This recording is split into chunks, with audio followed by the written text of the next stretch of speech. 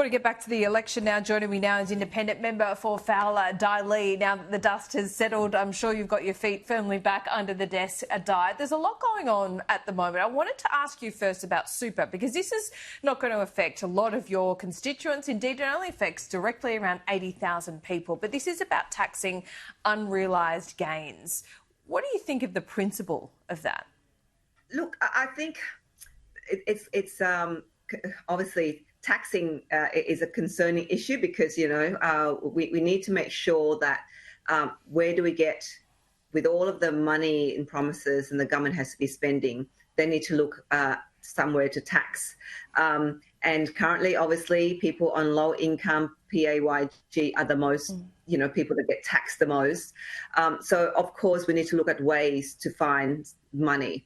Now, this is, the question is, do you tax somebody who earns a certain, the income, higher income?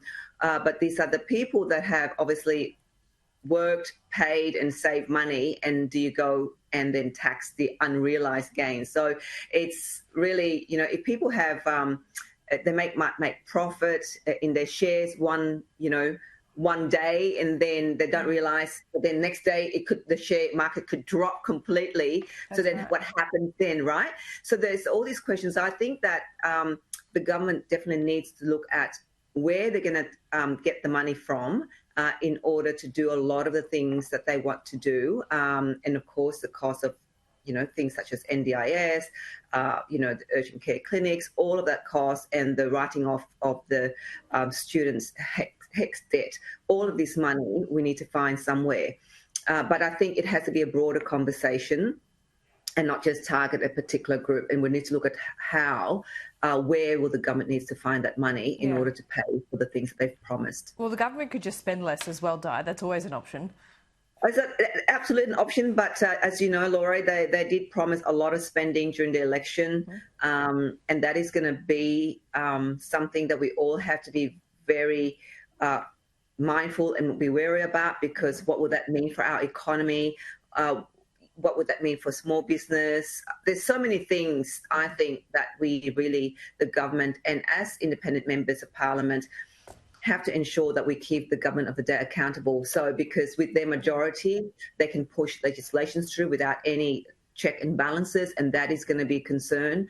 And I will do my best as the independent voice here in Western Sydney to ensure that they, keep to their words, but also to be very responsible managing the economy and managing and delivering for our community. How are you going to do that? It's like the last parliament where the government didn't need to horse trade with you in the House. Now they only need to horse trade with the Greens in the Senate. And I agree with you. A strong government is buoyed by a strong opposition. The coalitions are diminished in its numbers.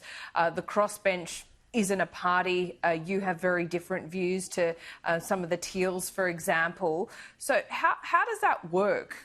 Do you have faith that the independents, including yourself, can actually do what you say you're going to do, which is hold the government to account? How does that happen when they don't need you? Oh, look, they did not need us at the last, parliament. But can I assure you that me constantly standing in that house and talking about the cost of living, I believe definitely pushed them to look at, the last 12 months cost of living issues. I raised the HECS indexation, long before, anybody did. I raised the issue of the statutory tax cuts, and there are many issues that I raised. And, they, of course, the government will say that we did that, which is fine. But I think absolutely, the power of one, basically the voice of reason, and ensuring that we will, I hope that other independents will feel the same, that we can't just give a free rein to the government and not question everything that they do. We have to question. And if the Senate is between Labor and the Greens, that is going to be a real concern, I think, for our economy and for our, society, if there is no check and balances in place. And I will do what I can in my ability as, the voice of Western and South Western Sydney to call those things out and to ensure that they do deliver, they do hold their words, and they make sure that they are responsible in the management of, our economy and supporting small business. Because small business, for me, a lot of people have come up to me during the election and even now, they're struggling as a small business here. And we, especially from those from culturally and linguistic diverse backgrounds. So I will ensure that, and I congratulated, Anne Ali, the new Minister for Small Business, and I did reach out and I said, look, there's so many things that we need to do to ensure that small business can thrive, can employ people, and can be, ensure that we are the small business, the economic engine of our economy, not just locally, but nationally as well. We must ensure that they survive through many of the, changes that the government have pushed through. What do you make of the factional infighting within Labor at the moment? Because I look at your area there in Western Sydney and how so much focus was on it during the campaign. Obviously, Chris Bowen wasn't a feature of the campaign. He seemed to be quite a divisive figure within his electorate, although the results show that he has been returned with the majority that he largely held last time. But also, Ed Husic not being in cabinet, because of factional reasons, him, of course, calling Richard Marles a factional assassin. What do you think about that? Oh, party politics is all about factions at the end of the day. And I think at the end of the day, the party put the party of politics ahead of the community and the needs of the people. And, Ed Husic, would have been a great, obviously, minister because he did as part of the whole Reconstruction Fund, and he has that experience there, and he represents Western Sydney. It's a shame that, hey, that's the decision of the Prime Minister, of the factions of the Labor Party. At the end of the day, all I can ask any party leaders is to ensure that the community is not left behind. And that's what the Prime Minister said, no one's going to be left behind. So let's see if he holds true to his word that no one will be left behind, and that factional politics should not be considered. But I'm not part of a party, and that's the great thing, because your allegiance is to the people. For me, the people of Fowler and Southwestern Sydney. And that's the problem with party politics. At the end of the day, it's the factions that control, and the silent, the faces, of the predominantly men who are making the decisions. So, I just want to ask you a final question, because I thought it was interesting that Andrew Hastie, when talking to Pete Stefanovic, my colleague this morning, talked about defence policy not being released early enough. That was a problem. And he was asked quite pointedly whether he was friendly, whether he got along with Peter Dutton. He said, we've got a good professional relationship, and then went on to say, we're not really in Parliament to make friends. And that really says it all. So there is a bit of character assassination going on. I wonder what your view of that was, and your personal dealings with Peter Dutton, because one of the first things he did was go out to Western Sydney. I remember that massive school event that you did with him. Well, the Assyrian New Year, I think he came out.